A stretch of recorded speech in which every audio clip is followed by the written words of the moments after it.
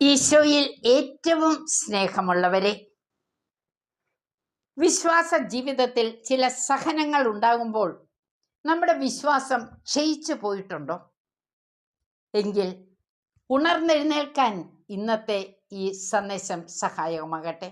യേശയ്യ 53:3 അവൻ മനുഷ്യരാൽ നിന്ദിക്കപ്പെടുകയും ഉപേക്ഷിക്കപ്പെടുകയും ചെയ്തു. അവനെ കണ്ടവർ മുഖം തിരിച്ചു കളഞ്ഞു. ഇതുപോലെ മുഖം തിരിക്കലും നിന്ദനവും ഒക്കെ നമ്മുടെ ജീവിതത്തിൽ ഉണ്ടാകുമ്പോൾ ഈശോയുടെ തിരുഹൃദയത്തിലെ തിരുമുറിവിനോട് ചേർത്ത് അവ സഹിക്കാനുള്ള കരുത്ത് ഈ സന്ദേശം നൽകട്ടെ എന്ന് പ്രാർത്ഥിക്കുന്നു. പ്രിയപ്പെട്ടവരെ, സഹനപാതയിൽ നമ്മെ സഹായിക്കുന്ന ഒരു വിശുദ്ധനുണ്ട്, ദേവസഹായം പിള്ള. 1752 ജനുവരി 14 അദ്ദേഹം കാറ്റാടി മലയിൽ വെടിവെച്ച് കൊല്ലപ്പെട്ടത്. അദ്ദേഹത്തിന് 7 വർഷം മാത്രമേ ക്രിസ്തീയ ജീവിതം നയിച്ചുള്ളൂ.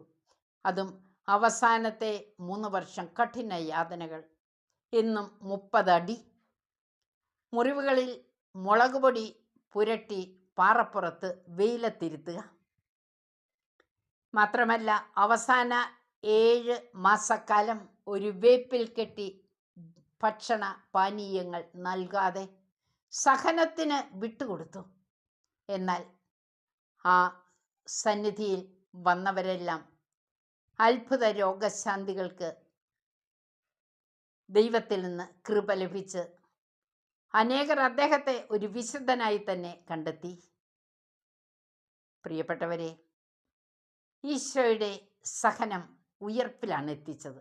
നമ്മുടെ ഈ കൊച്ചു സഹനവും ഈ നിമിഷം ഈശോയുടെ തിരുഹൃദയത്തിലെ മുറിവിലേക്ക് ചേർക്കുക. 5 തിരുമുറിവുകളെ ധ്യാനിച്ചുകൊണ്ട് ഇന്ന് 5 സ്വർഗസ്ഥനായ പിതാവേ എന്ന പ്രാർത്ഥന ചൊല്ലി ഈശോയുടെ ക്രൂശിത ജീവിതത്തോട് ഒന്നിക്കാം. ദൈവം എല്ലാവരെയും സമൃദ്ധമായി അനുഗ്രഹിക്കും.